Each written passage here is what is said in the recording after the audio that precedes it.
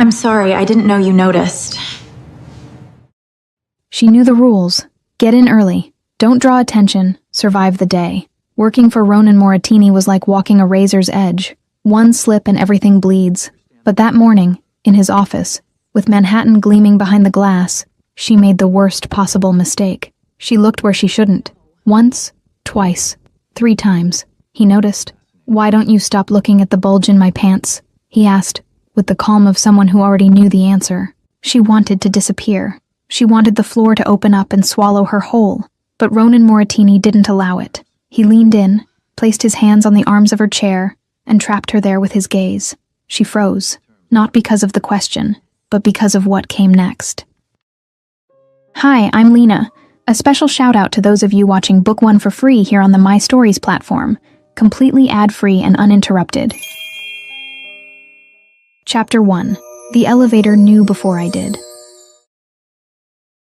Working at Moratini Holdings had been my only plan since sophomore year of business school. I studied the company's annual reports like someone cramming for a final exam, knew the growth numbers from the last 5 years, and had an entire folder on my computer full of analyses no one asked for. The company was a benchmark for everything I wanted to build in my career, and when Helena Voss, my strategic management professor, a woman I'd admired since the first class, called me after a presentation and said there was an opening in Moratini's administrative department, I felt the ground shift beneath my feet, not from fear, from want. I sent my resume the same day. The selection process lasted almost a month. Technical tests that covered things I'd barely seen in undergrad, interviews with 3 different executive panels who looked at me like they were trying to find a crack in my composure, and at the end, confidentiality agreements so extensive I needed 2 hours just to read before signing. I passed every stage. I was hired, and when I received the confirmation email, sitting on the floor of my Brooklyn apartment with the laptop propped on my legs, I cried, alone, in silence, the way I did everything in life. For me, that hire was proof that the sacrifices had been worth it. The 2 simultaneous jobs during college, the nights when I studied until 3 in the morning with my eyes burning, the mother who raised me alone since I was 7, when my father decided the front door was easier to open than to stay. It had all paid off. I deserved to be there. I'd been repeating that to myself every morning for 6 months. And in each one, when I walked into that building, I felt proud of who I'd become. The only problem was the boss. Ronan Moratini didn't tolerate anything outside his control, and that included the time I set foot on that floor. I arrived 15 minutes before business hours every single day, without exception, and still he found something to comment on. A report with the wrong margins. A comma out of place. The coffee I brought to the 9 o'clock meeting 2 degrees below what he considered acceptable temperature. He was controlling, demanding, and seemed to take personal pleasure in watching me try to keep my composure, while he dismantled my work with that low, firm voice that didn't need to shout to make the entire floor go silent. I hated him. At least that's what I told myself when his cologne passed too close, and my stomach tied itself in a knot I refused to call by its right name. That Monday, the alarm went off at 6:45 in the morning, and I was already awake. Not from anxiety, from habit. My body learned years ago that sleeping in was a luxury I couldn't afford. I got out of bed, crossed the narrow hallway of the apartment I shared with thin walls and the noise of neighbors, and went to the kitchen to make the coffee that would keep me functional until noon. The apartment was small, but it was mine, and I'd earned it on my own, with money from my work, not with anyone's help. The coffee maker made that sound like a mechanical complaint, and I grabbed the mug, took the first sip standing right there, leaning against the counter, while I checked the time on my phone. 7:10. Enough time. I grabbed my bag from the hook behind the door, checked that the folder with the day's reports was inside, and left. Brooklyn in the early morning has a specific smell, a mix of concrete wet with overnight dew, and the aroma of bread coming from bakeries that opened before dawn. I walked the 4 blocks to the subway station with my earbuds in my pocket, because I like to hear the city wake up. The subway was packed, as always. I pressed my bag's strap against my body and stood, holding onto the metal bar, while the train rattled toward Manhattan. At 7:40, I got off at the station and walked the 2 blocks to Moratini Tower. The building occupied almost an entire block in the lower part of Midtown. Dark glass, straight lines, the kind of architecture that didn't scream money. It whispered, with the confidence of someone who doesn't need to prove anything.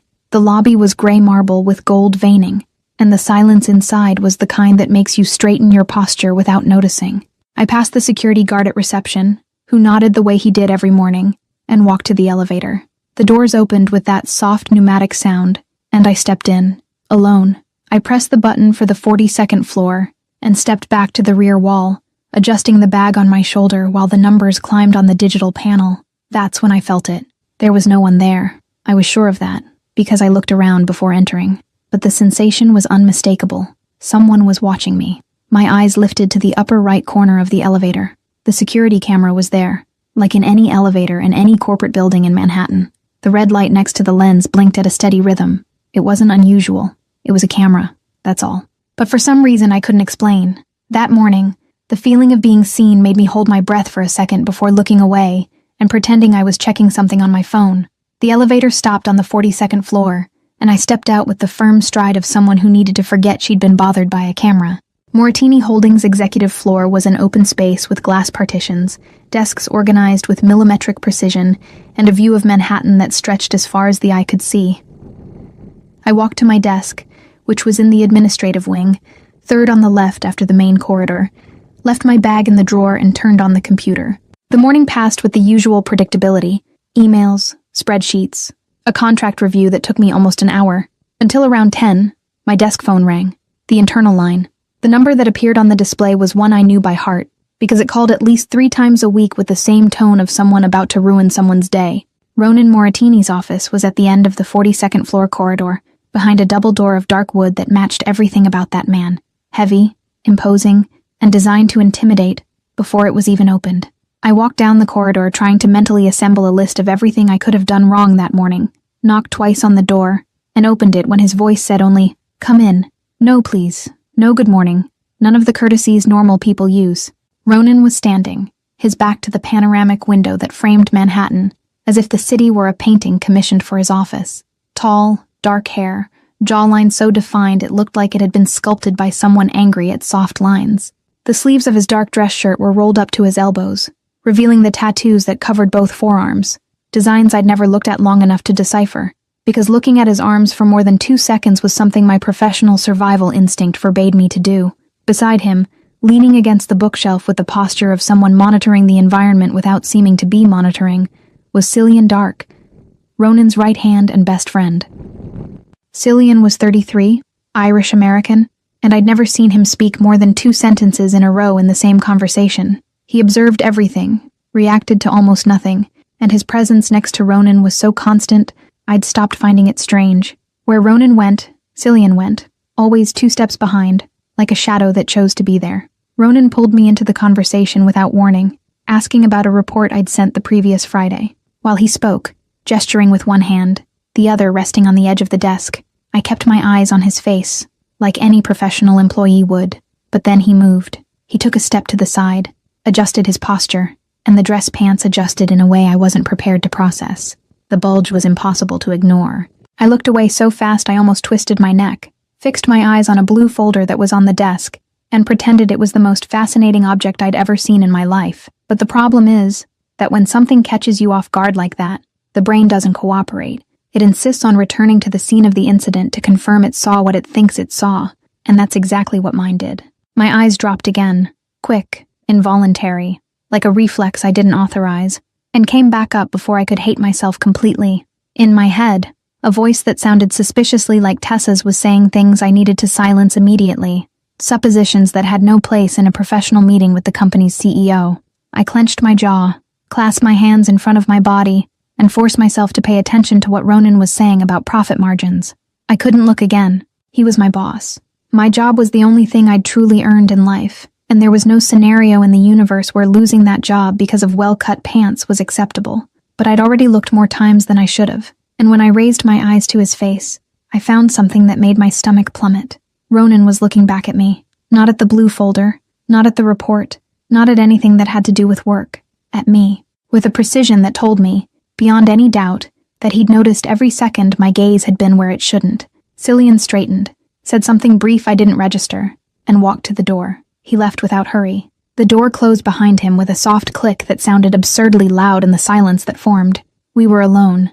The office suddenly seemed smaller, the air seemed denser, and the smile that formed at the corner of Ronan's mouth, slow, controlled, with a shadow of something I didn't want to name, told me the conversation that would follow had nothing to do with profit margins. Chapter 2. 1 month. No exceptions. He didn't ask the question right then. That would have been merciful. And mercy didn't seem to be in Ronan Moratini's vocabulary. What he did was worse. He stayed silent for 3 seconds that lasted long enough for me to feel the heat rising up my neck, and then went back to talking about the report as if nothing had happened. He discussed margins, asked for a revision by Wednesday, dismissed me with a nod and a, "You can go," that sounded too casual to be casual. I left his office with my legs on autopilot and spent the rest of the morning pretending I could concentrate on spreadsheets, while his jawline, his smile, and the damn bulge in his pants took turns in my head like a carousel someone forgot to turn off. At 2 p.m, my desk line rang again. The same number. The same feeling that something was about to go very wrong. I walked down the 42nd floor corridor for the second time that day, and this time I didn't need to knock. The door was ajar. I pushed the dark wood and entered. The office was different from the morning. The blinds were half closed, Manhattan's light came in filtered, and the glass of whiskey on Ronan's desk had been used and refilled. Cillian wasn't there. The leather chair in front of Ronan's desk was turned in my direction, as if he'd adjusted it before I arrived. He was standing, leaning against the edge of the desk with his arms crossed, and watched me cross the entire office without saying a word. I stopped at a distance that seemed safe to me, 2 meters, maybe 3, and opened my mouth to ask what he needed. But before any sound came out, he pushed off the desk and walked toward me with the calm of someone who has all the time in the world and knows exactly what he's going to do with every second. I didn't step back. I should have stepped back. Ronan stopped in front of me, so close I could feel the heat radiating from his body, and did something that froze every muscle in my body. He bent down slowly, placed both hands on the arms of the leather chair beside me, and stayed at eye level. The tattoos on his forearms were inches from my face, and I could see the designs with a clarity I'd never had before. Dark intertwined lines, something that looked like an animal among the strokes, but my brain refused to process details when Ronan Moratini's face was 12 inches from mine. "Sit," he said. It wasn't a request. My body obeyed before my mind gave permission, and I let myself fall into the leather chair with a dignity I'd generously classify as minimal. He didn't step back. He stayed there, with his hands on the chair's arms, trapping me without touching, and that half-smile I was already learning to fear formed on his lips before he spoke. "Why don't you stop looking at the bulge in my pants?" The question hit the air like a silent shot. My face burned so fast I felt the heat in my ears, and my eyes, traitors to the end, tried to look anywhere that wasn't his face. The window, the desk, the whiskey glass, the ceiling, anything. But there was no escape, because he was too close, and his eyes were fixed on mine with an intensity that didn't allow flight. I started, and my voice came out with such a thin thread of conviction it broke before finishing the sentence. "I don't know what you're talking about." "You," he repeated, and the tone he used transformed the word into something that shouldn't sound like that inside an office. I wanted to die. I wanted the floor of the 42nd floor to open up and swallow me down to the basement and spit me out on some Brooklyn sidewalk where no one had ever heard the name Moratini, but the floor remained solid, and he remained there, and his smile widened in a way that made it clear he was enjoying himself more than any human being should enjoy someone else's embarrassment. Then he did something I didn't expect. He moved closer, and I stopped breathing, until his mouth was inches from my ear, close enough for me to feel the heat of his breath on my skin, the cologne that carried notes of wood, and something darker I couldn't identify. Every hair on my arm stood up, and my hands gripped the chair's arms so hard my knuckles turned white. He didn't say anything. He stayed there, in that absurd proximity, for 2 or 3 seconds that lasted a lifetime, testing, observing, measuring every reaction of my body as if he were reading a data spreadsheet and liking the result. And then he pulled back, all at once, straightened his body, adjusted his shirt sleeves with the calm of someone who just checked the time, and walked back behind the desk without looking at me. He picked up the whiskey glass, took a sip, and placed the glass back on the desk with a precise click. "The revised report is due Wednesday," he said, sitting in the chair as if the last few minutes hadn't existed. "You can go." I left the office with shaky legs and a ringing in my ears that lasted until the elevator. He hadn't revealed anything, hadn't explained anything. He'd asked the question, invaded my space, measured my reaction, and left, leaving me with my heart racing and no answers to the questions now multiplying in my head. At 6:30, I was on the subway back to Brooklyn, and at 7 I was in my apartment, with the door locked and the phone in my hand. Tessa answered on the second ring. "By the tone of your breathing, either you ran 3 blocks, or something happened that I need to hear sitting down, said Tessa Wynn, my best friend since we were 18, a freelance graphic designer who lived 2 blocks from my building and who had a natural talent for turning any tragedy into comedy material. Tessa, I began, pacing back and forth across the living room. I need to tell you something, but I need you not to freak out. When someone asks me not to freak out, it's because freaking out is mandatory. Talk. I tried to tell it with dignity. I tried to use professional terms, keep my composure, present the facts in an organized way, but what came out of my mouth was a chaotic and disjointed version of the afternoon, full of interrupted sentences and sounds that weren't words. And when I got to the part about, "Why don't you stop looking at the bulge in my pants?" Tessa went silent for 3 seconds, which for her was the equivalent of an entire hour of reflection, before exploding. Wait, stop everything. The hot CEO asked that? In those words? To your face? To my face. 12 inches from it, to be precise. And what did you say? The silence that came from me was the answer. Lyra Ashford, she said with the voice of someone about to pronounce a judicial sentence. You're telling me the hottest man in your building asked why you keep looking at his prize area, and you said nothing. I froze, Tessa. Froze. Like my brain shut down and only started working again when he sent me away. You froze like a deer in headlights, she declared. A pretty deer, but still a deer. Paralyzed. In the middle of the road. With the truck coming. Thanks for the image. You're welcome. Now back to the main topic. The bulge. Give me a scale. Are we talking about something notable or something that should be registered in some kind of scientific archive? Tessa, it's a legitimate question. You're the eyewitness. I need data to form an opinion. I threw myself on the couch and covered my face with the pillow because laughing at that moment seemed wrong, but the sound came out anyway, muffled by the fabric, and Tessa interpreted that as authorization to continue. You should have said something devastating, something that would knock the ground out from under him, something like, I'm not looking, just trying to understand how that's physically possible. It would have been iconic, Lyra. You missed your chance to be iconic. I laughed again, and this time I didn't try to hide it, because Tessa had that power, to take the most embarrassing moment of my life and give it back wrapped in a joke that made me feel that maybe, just maybe, I'd survive this. But when I hung up and the apartment's silence returned, the laughter disappeared as quickly as it had come, because the truth, behind all the comedy, was that Ronan Moratini had cornered me, asked the most humiliating question of my professional life, gotten close enough to make me stop breathing, and then left as if nothing had happened. And the worst part, the part that scared me, wasn't the humiliation. It was that, in the seconds when his mouth was near my ear, I didn't want him to pull away. On Tuesday morning, I did the same route as always.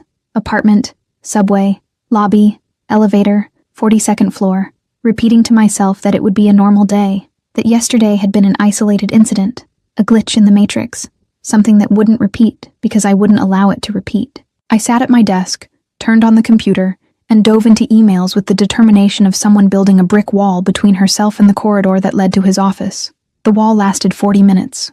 At 9:40, the line rang. I answered knowing what was coming and went, because not answering would be worse. It would be admitting he affected me, and he couldn't know that. I walked down the corridor, knocked on the door, entered. Ronan was sitting behind the desk this time, and the tone was different from anything I'd seen until then. No smile, no provocation, no proximity that took my breath away. He pointed to the chair across from him with a brief gesture and waited until I sat. I have a proposal, he said, and the seriousness in his voice made me straighten my spine. He opened the side drawer of the desk and took out a thin black leather folder. He placed it between us, opened it. Inside was a multi-page document, with the Moratini Holdings letterhead and signatures from lawyers I didn't know. I want you to sleep with me, he said, the same way someone would say, I want you to review this contract. For a month, under contract. I blinked. Once. Twice. I waited for the moment when he'd say it was a joke, or a test, or anything else that would make that sentence fit reality. The moment didn't come. In exchange, he continued, turning the document's pages with his fingers and sliding it in my direction, your job is guaranteed, not for 6 months, not for a year, forever. The contract protects your position, your benefits, your security within the company. You gain everything and lose nothing. This is absurd, I said, and my voice came out firmer than I expected, which gave me courage to continue. You're my boss. This doesn't make any sense. It makes sense to me. He leaned back in the chair and looked at me in a way that was different from yesterday's provocation. There was no game there. There was something raw, direct, that caught me off guard. Yesterday, in the elevator. he said, and his voice dropped half a tone, becoming deeper. I was in the security room when you got in, alone, distracted, adjusting your bag on your shoulder without realizing I was watching every movement. My hands, which were resting on the chair's arms, went cold. I stayed there, he continued, and his eyes didn't leave mine for a second, looking at you on that screen, and I started imagining things I shouldn't imagine about an employee of mine. I thought about what it would be like to have you close to me, what I would do if we were alone, the sound you'd make if I touched you. The air in the office became heavy. I wanted to interrupt, wanted to say this was harassment, that he couldn't tell me these things, but my voice had disappeared, and all I had left was to hold onto the chair's arms and listen. That's why I was hard when you came into my office yesterday morning, he said without looking away, without a hint of embarrassment, because I spent the last half hour before you arrived thinking about you, and my body reacted before I could resolve the problem. I felt my face burn again, but this time it was different. It wasn't just shame, it was the impact of knowing that the bulge I tried to ignore, that I looked at unintentionally, that made me lose concentration and composure in front of my boss, existed because of me. Because of images he'd invented while watching me through a security camera monitor.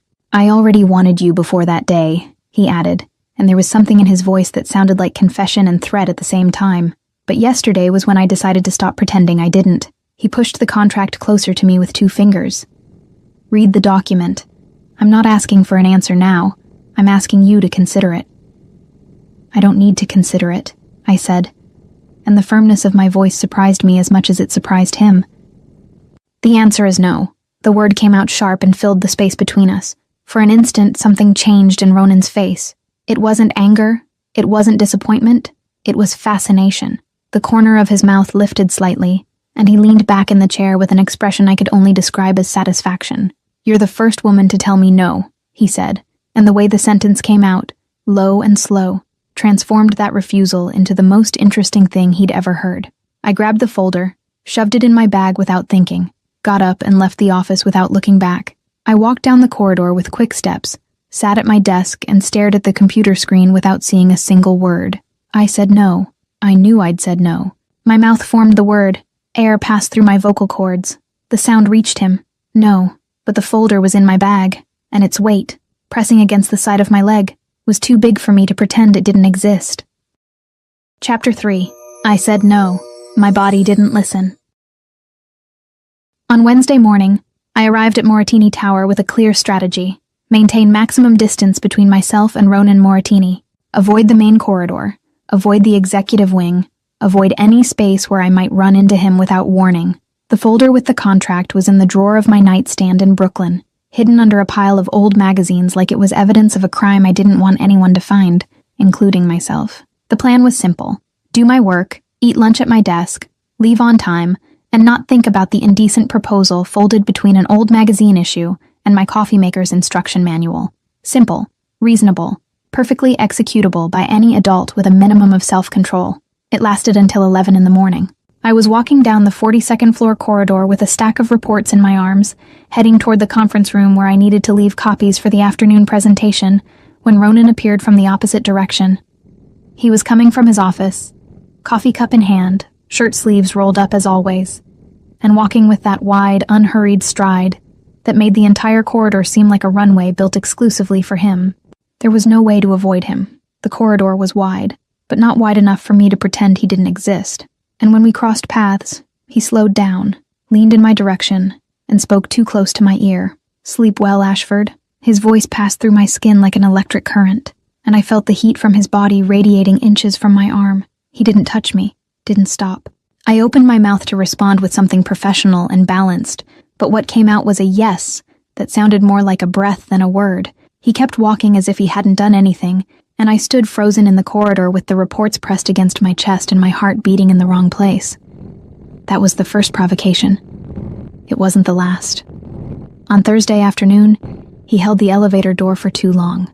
I was waiting to go down to reception to pick up a package, and when the doors opened, he was inside, alone, leaning against the back wall with his arms crossed and that look I already knew. I got in because the alternative was to wait for the next elevator and admit I was running, and I didn't give anyone that pleasure, much less him. The doors closed, and the space that seemed normal with other people transformed into a metal box too small when his cologne mixed with the air. He didn't say anything. He just stayed there, leaning back, watching me through the reflection in the metal doors, with a shadow of a smile that made me count the floors like they were a countdown to my sanity. During a meeting that same afternoon, in the 42nd floor presentation room, he was sitting at the head of the oval table, while one of the directors presented quarterly results.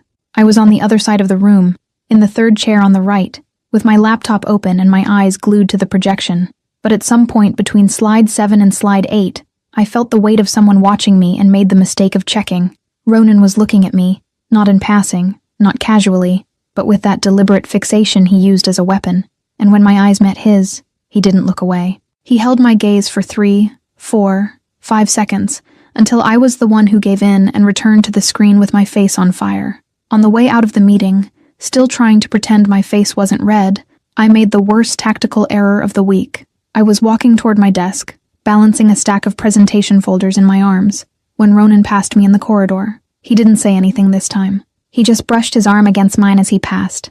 A touch so brief, it could have been accidental if anyone else in the world had done it. But it wasn't anyone else. It was him. And the contact lasted half a second, but it was enough for my hands to lose their grip and the folders to slide from my arms like a cascade of paper. 6 folders, reports scattered across the corridor floor, loose pages everywhere, and me, crouched down, gathering everything with the haste of someone trying to erase a crime scene before anyone else sees. Someone saw. Cillian Dark was 3 meters away, leaning against the wall next to Ronan's office door, with a coffee cup in his hand. He looked at the folders on the floor, looked at me, looked at Ronan, who kept walking down the corridor without looking back, and raised an eyebrow. One. Just one. No comment, no smile, no expression beyond that slightly arched eyebrow, and I knew, with the irrational certainty of someone who recognizes minimal gestures in maximum people, that this was his equivalent of a laugh. I collected the folders, went back to my desk, and spent the rest of Thursday hating Ronan Moratini with every fiber of my body, which would have been much more convincing if the loudest fiber of all didn't keep replaying the sensation of his arm touching mine. On Friday, at 8 at night, the building was almost empty. Most employees had left at 6, and the few who stayed later had already gone down in the elevator while I finished reviewing a report that didn't need review. Because I wasn't reviewing anything, I was looking for an excuse to stay there, and the report was the most dignified excuse I'd found. At 8:15, I shut down the computer, grabbed my bag, and walked to the main corridor. The 42nd floor was silent, with the office lights off, and only the corridor emergency lighting still on. My shoes made a muffled sound on the carpet, and I should have turned left toward the elevator, should have gone down, taken the subway and gone home like a sensible person who had said no to an absurd proposal. I turned right, toward his office. The door was ajar and the light inside was low, the desk lamp, not the ceiling lights. I pushed the door slowly and entered. Ronan was there, sitting behind the desk, with a glass of whiskey in his hand, and his shirt with the sleeves rolled up to his elbows. He looked up when I entered, and didn't seem surprised. Didn't move, didn't smile, didn't make any of the provocations I'd come to expect. He just looked at me with an expression I hadn't seen on him before, a quietness that had nothing to do with control and everything to do with waiting. He stayed silent. For the first time since I'd known him, Ronan Moratini wasn't provoking, testing, or cornering me. He was waiting, and it was precisely the absence of the game that disarmed me, because without the resistance, without the indignation, without the anger I used as a shield, what remained was what I'd been trying to ignore since Monday. I wanted to be there. I'd brought the contract folder in my bag. I didn't know at what point during the day I'd taken it from the nightstand drawer and put it in my bag, or maybe I knew and didn't want to admit the decision had been made before I set foot in that building that morning. I took out the folder, placed it on his desk, and opened it to the last page, where 2 dotted lines waited for signatures. He didn't say anything. He picked up the pen that was next to the whiskey glass and pushed it in my direction across the desk. Unhurried. No pressure. I took the pen. The ink touched the paper, and my signature formed with a firmness I didn't feel inside. When I raised my eyes, he was looking at me with something I could only define as hunger, disguised as patience. Ronan took the pen from my hand, and his fingers brushed against mine during the exchange. He signed below my signature, closed the folder, and placed it in the desk drawer. Then he stood up, walked around the desk, and stopped in front of me. "Come with me," he said. We went down in the service elevator to the underground garage, where a black car with dark windows waited with the driver already inside. Ronan opened the back door for me and got in after. The leather seat was cold, and the space between us in the back seat seemed charged with an electricity that made my skin tingle. Neither of us spoke during the drive. Manhattan passed by the darkened window. Traffic lights, illuminated facades, Friday night traffic, and each block left behind made me more aware that I'd just signed a contract to sleep with my boss and was inside his car, going to his house, with no plan beyond trying not to freak out before we arrived. The car stopped in front of a building on the Upper East Side that didn't scream luxury. It whispered, with the confidence of someone who doesn't need to prove anything to anyone. We entered through a side door that gave access to a private elevator, and Ronan pressed the button for the top floor without looking at me. The elevator rose in silence, and when the doors opened, I entered his penthouse, and my breathing stopped for half a second. The space was immense. Double-height ceiling, floor-to-ceiling windows that framed Manhattan like a living painting, decoration in dark tones of gray, black, and wood. The East River gleamed outside with the city's lights reflected on the surface, and the entire living room seemed to have been designed for a man who liked to see the world from above. Ronan didn't turn on all the lights. The city did that work, entering through the windows and drawing shadows on the dark wood floor. I was standing, my back to the window, when he turned to me. He'd taken off his blazer on the way, and the dark shirt marked his broad shoulders and chest with a precision that made me swallow hard. He approached with the same controlled calm as always, but there was something different in his gaze, something that wasn't a game, wasn't provocation, wasn't power. It was desire without disguise, raw and direct, and it hit me with more force than any words he'd said to me all week. I touched first. My hand lifted before I decided to lift it, and landed on his chest, over the shirt fabric, feeling the breathing change beneath my fingers, accelerate, deepen, as if that minimal touch had broken something he'd been holding back for too long. He stood still for a moment, looking at my hand on his chest, and then held my face with both hands, thumbs on my jawline, and kissed me. The first kiss was slow, deliberate, as if he were tasting something he'd waited too long to have and wanted to register the taste before losing control. His mouth was warm, and I tasted whiskey, and something that was just him, and when his hands descended from my face to my waist and pulled me against his body with firm pressure, the kiss changed. It became urgent, deep, and his hands on my back said everything he hadn't said with words, that the entire week of calculated provocations had been his way of not doing exactly this. He guided me to the bedroom, without stopping kissing me, and I felt the change in flooring, from the living room's wood to the dense carpet. Before registering, we were in another room. The city kept gleaming through the bedroom windows, and Manhattan's shadows drew stripes of light on the bed that occupied the center of the space. Each piece of clothing that came off was a layer of defense falling, and I felt vulnerability hit me along with the cold air on my skin, until his hands warmed me back, traveling over my shoulders, my back, the curve of my waist, with a tension that seemed to map every inch.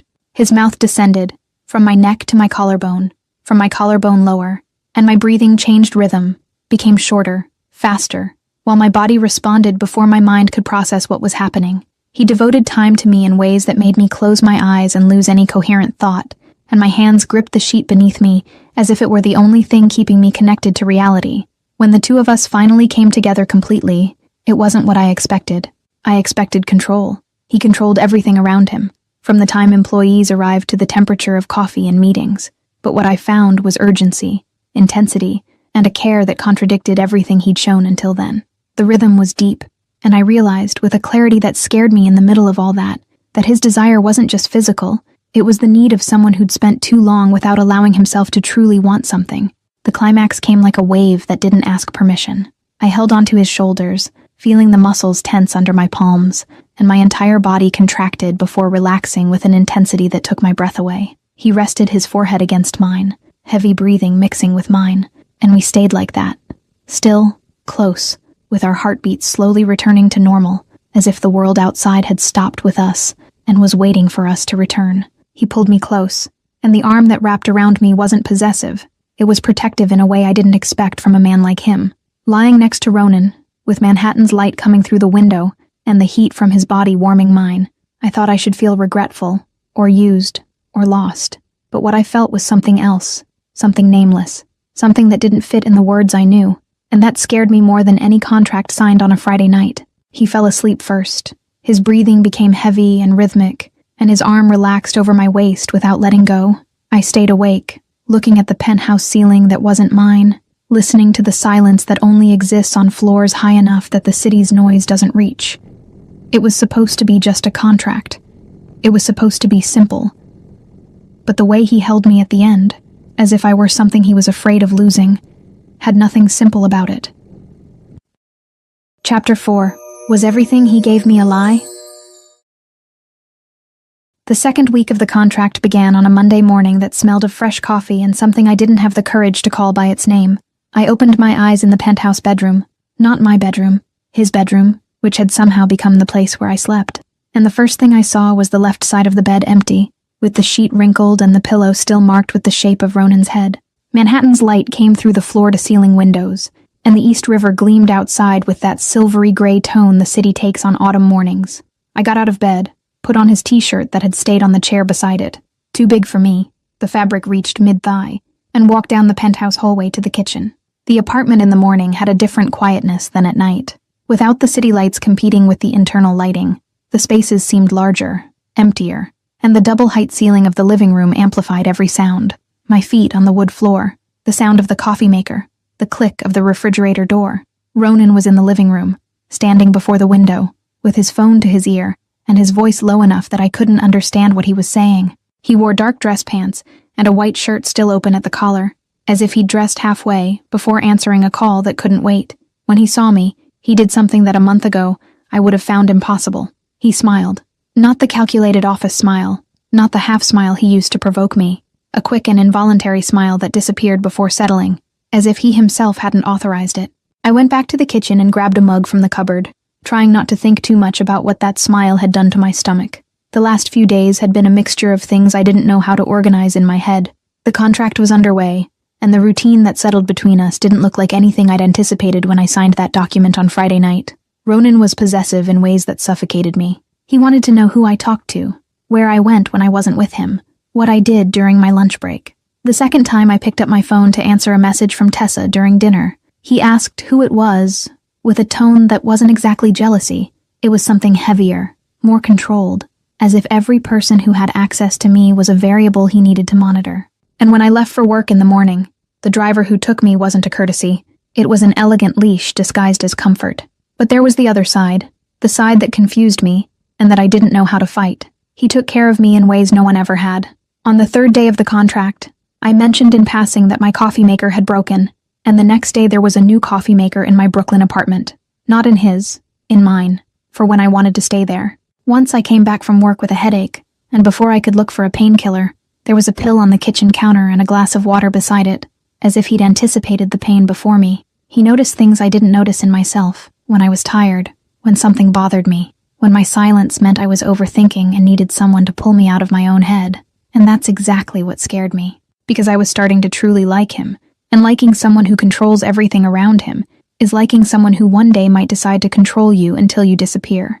That morning, after coffee, he hung up the phone and came to the kitchen. He leaned against the doorframe and watched me drink coffee with that intensity I no longer knew if it was desire, habit, or something neither of us had named yet. I placed the mug on the counter and turned to him. "You talked to the driver about my schedule today," I said, and it wasn't a question. He didn't deny it. He crossed his arms and looked at me as if he were assessing how irritated I was before choosing his answer. "I reorganized the route so you wouldn't hit 3rd Avenue traffic." "You reorganized my life," I corrected, and the firmness in my voice surprised me as much as the day I said no to the contract. "Ronan, you can't decide for me. You can't choose the time I leave, the car I use, the route I take. I signed a contract to be with you for a month. I didn't sign a power of attorney for you to manage my existence." He stayed silent for 3 beats of my heart. I saw something move in the depths of his eyes. Not anger, not coldness, but the resistance of someone who's containing something bigger than himself. His arms uncrossed slowly, and he took a step in my direction, then stopped, as if he'd decided that getting closer at that moment would be the wrong move. "I'll talk to the driver," he said, and his voice came out lower than normal. It wasn't a grand concession. It was a minimal retreat, as if he were loosening the reins 1 millimeter at a time, and the effort was visible in every muscle of his locked jaw. But it was something, and I, who should have maintained a firm posture and demanded more, felt something give inside me when he looked at me with that expression of someone who's trying, truly trying, to be less than he's always been. That was the problem. Even fighting, he made me feel something I'd never felt before, desired and important at the same time. Not one thing or the other, both. And for a girl who grew up thinking she was never enough, for the father who left, for the life that never got easy, being seen like that was the most dangerous thing that could happen. On Wednesday of the 3rd week, I woke up, and the smell of coffee was already in the air. Not the smell of the automatic coffee maker programmed for 6:30, which had been there since my first day in the penthouse. It was different. Stronger, fresher, with that aroma that only appears when someone makes coffee on the spot, with ground beans and water at the right temperature. I left the bedroom and walked to the kitchen, and the scene I found stopped me at the doorframe. Ronan was with his back to me, in front of the counter, with a mug in his hand and another beside it, full, steaming, positioned in the exact place where I always sat.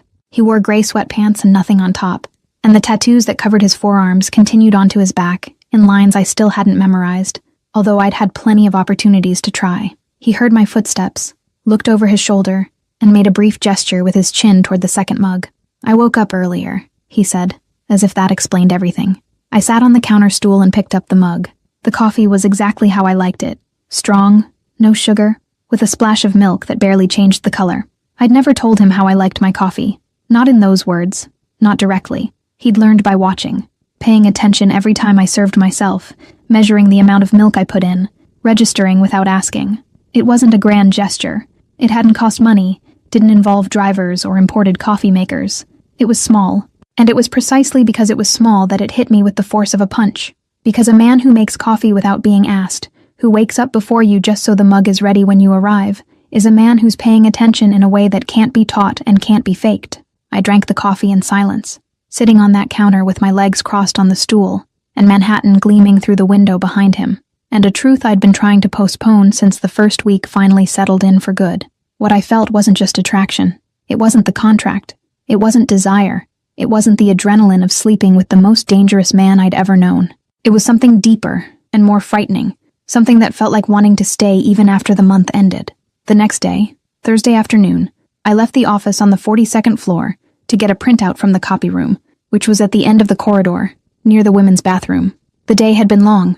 Meetings, reports, a spreadsheet that needed 3 revisions, and I was distracted enough not to notice I wasn't alone in the corridor until the voice came. "Lyra Ashford." I stopped and turned.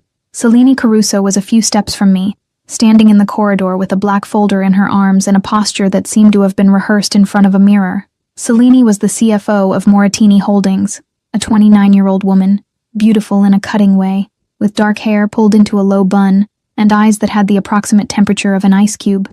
I saw her in meetings and corridors, always from afar, always with that air of someone who knew more than she showed. "Good afternoon," I said, because politeness was the only armor I had when I didn't know what to expect. Selene smiled. It was a showroom smile, perfect on the outside, empty on the inside, and sharp at the edges. "I was going to say the same," she replied, adjusting the folder in her arms with a slow gesture. "You're adapting well to the company. 6 months already, isn't it? Time flies when you have the right attention." The way she said right attention wasn't casual. The pause before the words, the slight arch of her eyebrow, the look that traveled down me and returned to my face with an assessment I felt like a blade passing over my skin. Everything was calculated. "The boss's temporary preferences usually have an expiration date," she added, and the showroom smile sharpened another degree. "But I'm sure you already know that." I didn't know what she was insinuating. I didn't know if she was talking about the contract, which was impossible, because no one knew, or something I hadn't discovered yet. What I knew was that comment had been a stab wrapped in silk, and that the woman in front of me wasn't being nice. She was marking territory. "Thanks for the concern," I said, and my voice came out calmer than I felt. "But I handle my own deadlines." Selene looked at me for another second, as if deciding whether I deserved a second jab, or if the first had been enough. Then she took a step to the side, nodded, and continued down the corridor with the sound of her heels marking each step on the floor. I didn't go get the printout. I walked to the women's bathroom, pushed the door, entered, and leaned against the sink counter. My hands were shaking, not from anger, not from fear, but from that specific feeling that someone had just opened a crack in a wall I thought was solid. I didn't know what Selene Caruso had with Ronan. I didn't know if it was past, present, or baseless jealousy, but something in that look, in that tone, in that precise choice of words, told me there was a story there I didn't know yet. I washed my hands with cold water, looked at my reflection in the mirror, and went back to my desk pretending nothing had happened. But the comment stayed, installed at the base of my skull like a buzzing I couldn't silence. A week passed. On Wednesday of the 4th week, at 9 at night, I was at Moritini Tower. The building had emptied hours ago, and the 42nd floor was dark except for the emergency lights in the corridor and the lamp I'd left on at my desk. Ronan had left for a meeting outside the building, one of those meetings he mentioned without details, with a tone that didn't invite questions, and I needed a vendor contract that had been on his desk earlier. I walked down the dark corridor to the double door of his office, turned the handle, and entered. The room was lit only by the Manhattan lights coming through the windows, and I turned on the desk lamp to find the document. The vendor contract was there, exactly where I remembered, and I picked it up and stuck it in my folder. I should have left, should have turned off the light, closed the door and gone back to my desk, but the side drawer of Ronan's desk was open. Ajar, actually. An inch, maybe 2. Enough for me to notice because that drawer had always been locked. In 6 months at the company, in all the times I'd entered that office, that specific drawer, the second from top to bottom on the left side, was closed and locked. I knew because once, months ago, I tried to open it by mistake while looking for a stapler, and it didn't budge. That night, it was open. I should have ignored it, should have closed it and left. But there's something in the human body that reacts to doors left ajar like an invitation that wasn't made, and before my rationality could intervene, my hand pulled the drawer. Inside was a manila folder, unlabeled, thicker than the normal folders that circulated through the office. I took it from the drawer and opened it on Ronan's desk, under the lamplight. The first pages were bank transfer receipts, high amounts, sent from an account linked to Moritini Holdings, to an account whose holder made the blood drain from my face. Helena Voss, my professor, the woman who referred me for the position, the woman I trusted when she said I had potential, and that opportunity was perfect for me. The hands holding the pages stopped shaking and went cold. Behind the receipts were printed emails, exchanges between Ronan and a recruiting firm, discussing the creation of a selection process for a specific position in the administrative department. My name appeared in one of the messages, underlined by hand with black ink. In the last section of the folder, I found my resume, not the clean version I sent, but an annotated copy with Ronan's handwriting in the margins, with comments I didn't have the courage to read in full because the first words had already been enough for me to understand everything. The entire selection process was fabricated. The position didn't exist before me. It was created for me. The technical tests, the interviews with 3 panels, the confidentiality agreements I thought were too strict for an administrative position. Everything was set up to look real. And Helena Voss's referral, the professor I'd admired since freshman year, the woman I thought had believed in my talent, was bought with bank transfers that added up to more than I would earn in 2 years of work. I sat in Ronan's chair. The leather creaked under my weight, and the office that minutes before was just my boss's office, the man I slept with, who I had coffee with in the morning, for whom I was starting to feel things that kept me awake, now seemed like a crime scene. Everything I believed, everything I'd used as proof that the sacrifices were worth it, that I was enough, that the girl from Brooklyn who worked 2 jobs had achieved something real. Everything crumbled in seconds. This was never merit, never achievement. It was obsession, control, manipulation. From the beginning, I closed the folder. My hands no longer trembled. They were cold and steady with the precision of someone who just made a decision without realizing they made it. I put the folder inside my bag, turned off the lamp, left Ronan's office and closed the door behind me without looking back. Chapter 5. I was the plan from the beginning. I waited for him to fall asleep, lying next to Ronan in the penthouse bed, with his arm over my waist and his heavy breathing against my shoulder. I stayed motionless for 40 minutes, counted by the digital clock on the nightstand. At 2 a.m, when I was sure he wouldn't wake up, I lifted his arm with a care that hurt in my chest, because even knowing what I knew, the weight of his arm was already missing before I finished removing it. I dressed in the dark, grabbed my bag with the folder inside, and crossed the penthouse hallway to the private elevator. I pressed the button, the doors opened, and I descended in silence, with my reflection staring at me in the metal doors. The woman looking back at me wasn't crying. She should have been, but she wasn't. On the street, New York's cold air hit me like a slap. I caught a taxi on the corner, gave the Brooklyn address, and sat still in the back seat during the 30-minute drive, watching the city pass by the window without registering anything. Manhattan became Bridge became Brooklyn, and I climbed the 3 flights of stairs to my building, locked the door, and sat on the kitchen floor with my back against the sink cabinet. I didn't cry. The pain was too big to fit in tears. It occupied my entire chest, my throat, my stomach. I tried to separate what had been real from what had been fabricated and couldn't, because the two things were intertwined in a way that made it impossible to pull one without destroying the other. The coffee he made in the mornings, real. The way he looked at me, real. The contract, the position, the professor's referral, all lies. And the worst part was that, beneath the anger and disgust, I missed him, his arm, his weight in bed beside me. Missing someone who destroyed the only thing you believed you'd achieved on your own is the most confusing pain that exists. At 10 in the morning, I was still on the kitchen floor with the folder open beside me when I heard a key turning in the lock. Tessa Wynne entered with the spare key I'd given her 2 years ago. 12 unanswered calls were, for her, reason enough to invade. She found me on the floor, looked at the scattered papers, and didn't make any jokes. She sat beside me, leaned her back against the cabinet and waited. I told her everything. The open drawer, the folder, the payment receipts to Professor Helena Voss, the fabricated selection process, the resume annotated in his handwriting. I told it with a level voice, because if I let emotion in, I wouldn't be able to finish. Tessa listened without interrupting, and for a woman who said what she thought before thinking it, that silence was the greatest proof of love she could give me. When I finished, Tessa looked at me and said, "Do you want to cry or do you want to curse? Because I have the capacity for both at the same time." I laughed, a short, dry laugh that came out like a disguised sob. Tessa put her arm around my shoulders and I finally cried. I cried for the position that was never mine, for the professor who sold my trust, for the pride I felt every morning when I entered that building thinking I deserved to be there. And I cried because I missed him, and that was unforgivable. At 4 in the afternoon, someone knocked on the door. I knew who it was before opening. Ronan was there. No suit, no CEO posture, in a dark t-shirt and jeans, with deep circles under his eyes and hair falling over his forehead in a way that said he hadn't looked in the mirror. I opened the door, but didn't let him in.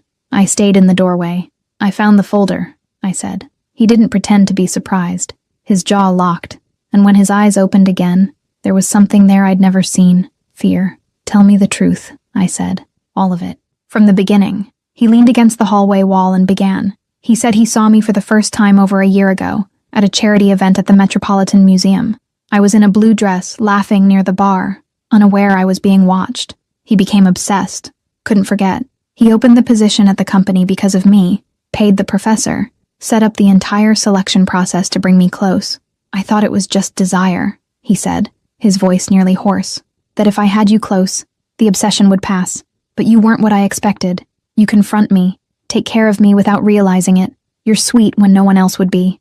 I never planned to feel anything, but you changed me. You fabricated the only thing in my life I thought was mine," I said, and the firmness in my voice hid the crack inside. "I know. I don't want a life of captivity," I said, and tears fell, but my voice didn't tremble. "I don't want someone controlling. I want freedom. I want to choose. I want someone who loves me without destroying me." He stayed silent for a long moment. Then he said, with a voice that sounded like each word cost him, "Then I'll try to change. For you." I closed the door. Not as rejection, as necessity. I leaned my forehead against the cold wood and heard his footsteps moving away on the other side, slowly, one at a time, as if each step cost him, and he was forcing himself to walk in the opposite direction of everything his body wanted. The sound disappeared, and I stayed there, with my forehead against the door and tears streaming, alone with the most complicated truth I'd ever faced. He destroyed the most important thing in my life. And even so, his absence was already hurting. Chapter 6. Staying is also a choice. 2 weeks passed before I stopped counting the days. In the first ones, I didn't leave the apartment. Tessa showed up every day, sometimes with food, sometimes just with her presence, which was more than anything I could ask for. I slept badly, woke up with swollen eyes, and spent mornings sitting in the kitchen looking at my phone without unlocking it, because there were 32 missed calls from Ronan, and I didn't trust my voice to answer any of them. He sent messages the first 3 days. I read them all without responding. In the 4th message, he wrote only, "I'll be here when you're ready. No deadline." Then he stopped. In the 2nd week, I went back to work. Not to Moratini. I couldn't set foot in that building without feeling the ground give way. I requested leave by email, and to my surprise, the response came from HR, not from him. Approved. No questions. No conditions. I didn't know if that was respect or strategy, and the uncertainty corroded me as much as the pain. I spent days in the apartment revising my resume, sending emails to other companies, trying to rebuild what he had dismantled, and realizing, with each interview I scheduled, that the competence was mine. The tests I passed, the answers I gave, the hours I studied, no one fabricated that. The door was opened by him, but the one who entered and stayed standing was me. On the 15th day, I woke up, and the first thing I noticed was that the apartment was different. Not the apartment itself. The walls were the same. Light came through the same thin curtains. The refrigerator noise continued with that same low hum. What had changed was me. The weight that pinned me to the kitchen floor still existed, but had lost its capacity to paralyze me. The grief had happened. The anger had happened. The humiliation had happened. And what remained? After 15 days waking up alone and learning to separate what was a lie from what was real, was a clarity without soft edges that at least let me see what I needed to decide. I went to the bathroom, turned on the faucet, and washed my face with cold water. The mirror returned a version of me I hadn't seen in days. My eyes were still swollen, and the paleness in my face was visible. But behind all that was something that looked like steadiness, not courage. Steadiness. The difference is that courage is when you're not afraid. Steadiness is when fear is there, alive and present, but you decide anyway. I dried my face and went to the living room. I sat on the couch with my legs crossed, and for the first time since that night in his office, I thought without anger's interference. I thought about my father, about the man who left home when I was 7 and who I waited for at the window for weeks, with the irrational certainty that he would return, because at that age I hadn't yet learned that people can simply leave. He didn't come back, and my mother stayed with 2 jobs, with overdue bills, with a daughter who learned too early that everything good can disappear without warning. I grew up with that in my body, like an invisible scar that guided every decision. Don't get too attached. Don't trust too much. Don't let anyone get close enough that their absence breaks you. I thought about my mother, about the woman who stayed, who didn't leave when it would have been easier to go, who chose, every day, to continue, not because life was good, but because staying was the right decision even when it hurt. My mother never told me staying was easy. She told me it was a choice, and that sometimes the right choice is the one that costs more. And I thought about Ronan, about the man who manipulated me, who fabricated my opportunity, who brought me close because he wanted to have me under control, but who also showed up at my door without armor, without a suit, without any of the layers he wore to face the world, who told me the truth when he could have invented an explanation that would make me stay without pain, who told me he would try to change, and then left when I asked. Even though each step in the hallway cost more than he was used to paying, he left.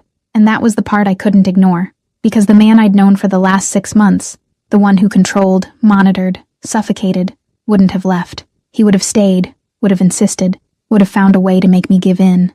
But on Thursday, at my door, he heard what I said, responded with 3 words, and walked in the opposite direction. For the first time, Ronan Moratini didn't control the outcome, and that meant something. Maybe the only thing it could mean. At 3 in the afternoon, I left the apartment on foot. Brooklyn in early November had lost the golden tone of the trees and gained that gray of almost bare branches that made the streets seem honest.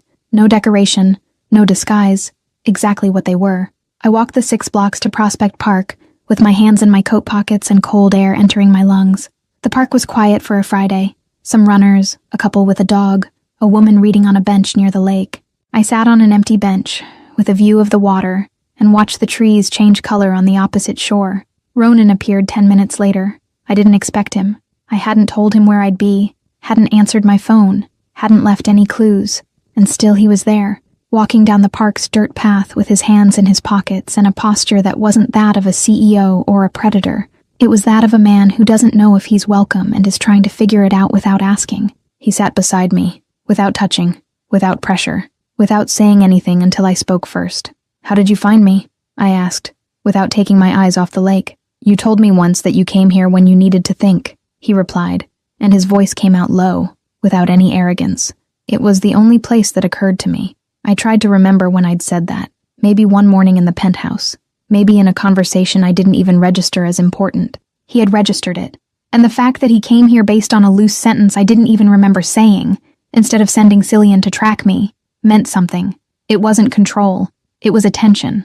"You can't build my life without asking me anymore," I said, without taking my eyes off the lake. "I'm not a project. I'm not an acquisition. I'm not a position you create and fill when you decide you want to. I need space to be who I am, to make my own decisions, to make mistakes without someone controlling every variable around me. Loving someone isn't that. Loving someone is letting the person choose to stay, knowing they can leave. Ronan stayed silent. I looked at him and saw his jaw locked, his eyes fixed on some point ahead, and his hands pressed against each other as if he were holding himself back from saying the wrong thing. When he spoke, his voice wasn't that of the man who gave orders on the 42nd floor. It was lower, rougher, and carried the weight of someone who was learning to do something he'd never done. "I don't know how to be different from what I am," he said. "I spent my whole life controlling everything because it was the only way I knew not to lose. But I'll try. I won't promise it'll be perfect, because I don't know how to promise that. But I'll try. For you." I looked at him. In his eyes, I saw something I'd never seen in all the months of living together. Fear. Not the calculated fear of someone who assesses risks and prepares for the worst. Real fear. Fear of losing me. And a man who's afraid of losing is a man who's learned to value, because you only fear losing what you've understood matters. He told me then, something that closed the last loose end that still bothered me. He said he'd discovered who had left the drawer open that night in the office. Celine Caruso. The CFO who greeted me with a showroom smile and told me the boss's preferences had an expiration date. Celine acted out of resentment. She wanted to destroy what existed between us, and found the most precise way to do it. Ensure I saw what was kept in the drawer she knew I would open. Ronan said Celine had already been terminated from the company and removed from the family circle. There was no revenge, no scene. There was a definitive consequence, and she disappeared from his life and mine. Knowing the discovery was sabotage didn't lessen the pain I felt. The documents were real. The manipulation was real. The professor was paid, and the selection process was fabricated. None of that changed. But it explained something that had bothered me since that night. The drawer that in 6 months at the company I'd never seen open. Opened precisely on the night I went to the office alone. It wasn't chance. It was a trap. And knowing that closed the crack I couldn't stop looking at. I chose to stay, too. At 9 at night, the car stopped in front of Ronan's building on the Upper East Side, and I went up in the private elevator for the first time as a choice, not as part of a contract, not as the result of a provocation, but because I decided I wanted to be there. The elevator doors opened, and I entered the penthouse that, the last time I was there, seemed like a luxury prison, and now seemed like something else. I don't know if home, I don't know if a new beginning, but something I was willing to discover. Ronan was in the living room, standing near the window, with a glass of whiskey in his hand, and that posture of someone who was waiting without knowing if the wait would be worth it. When he saw me, the glass descended slowly to the sideboard beside him, and I walked to him and stopped one step away. He looked into my eyes, and I saw the question he didn't ask. I answered the only way that made sense. I closed the remaining step and hugged him, and he hugged me back with a strength that wasn't possession. It was relief.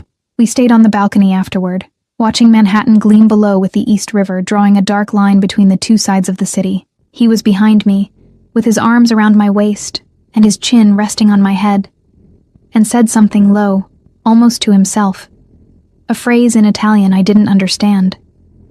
The words came out with an accent I didn't know from him, and his voice became deeper, more natural, as if that language were the place where he kept things he didn't know how to say in English.